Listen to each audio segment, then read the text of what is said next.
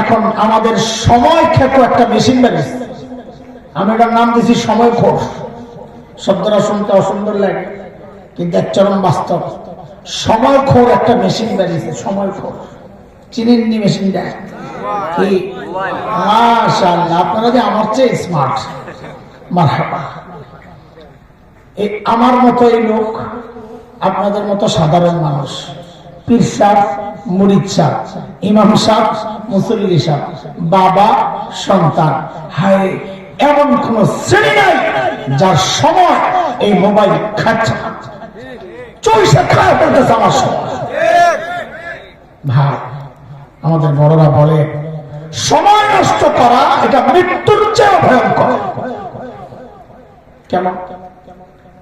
কারণ মৃত্যু আমাকে আমার আপনজন থেকে বিচ্ছিন্ন করবে, মৃত্যু আমাকে আমার দুনিয়া থেকে বিচ্ছিন্ন করবে, আর সময় নষ্ট আমাকে আমার রব থেকে বিচ্ছিন্ন করে দেবে, আমার জান্নাত বরবাদ করে দেবে। এই বিষয়ে কথা এতটুকুই থাক, পরের অংশটা বলি, দুইটাকে আবার একসাথে মিলাবো ইনশাআল্লাহ। নবীজি বলেছেন কয় নিয়ামতের মূল্য দেওয়ার জন্য?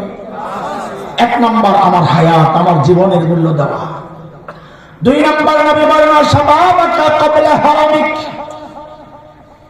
যৌবনের মূল্য দাও বার্ধক্যের আগে আগে। যৌবন এখন আছে, তুমি তোমার পুঁজিকে সমৃদ্ধ করো।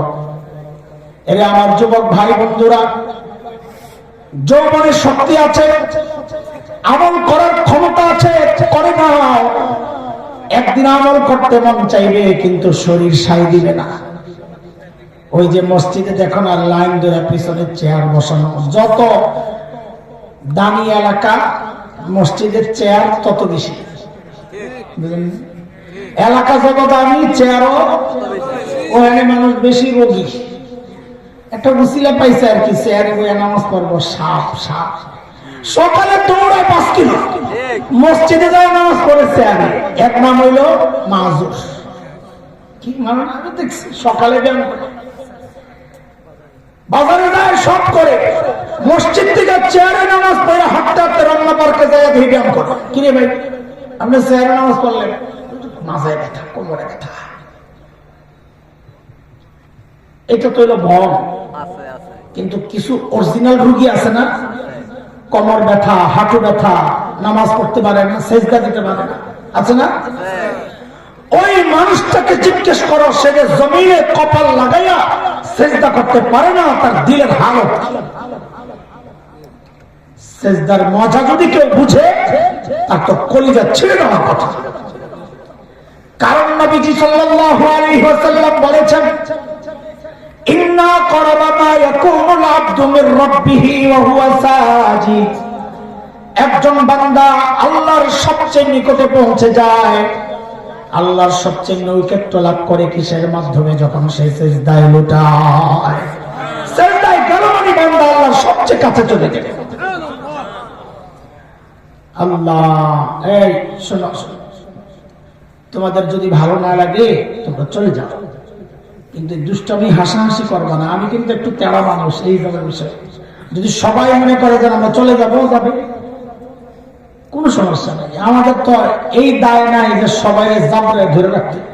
আমার দায়িত্ব কিছু বলা, কয়জন শুনবো সেটা আমার বিষয় না, কিন্তু যতজন শুনবে মনোযোগ দিয়ে শুনতে হবে। বসে বসে দুষ্টামি করবো, আপনারা এখানে কোনো তামাশা করতে বসে নেই। এখনো হাসতেছে নির্লজ্জের মতো। ছোটবেলায় বাপ মা কিছু শিখায় নাই? হ্যাঁ, পারিবারিক শিক্ষা পাও নাই? এতটুকু শিক্ষা দেয় নাই মা বাবা? এখনো হাসতেছে। বলেন এগুলা কোন ঘরের ছেলে পেলে? বলেন আছে কোন? শরম পাইলে হাসে মানুষ?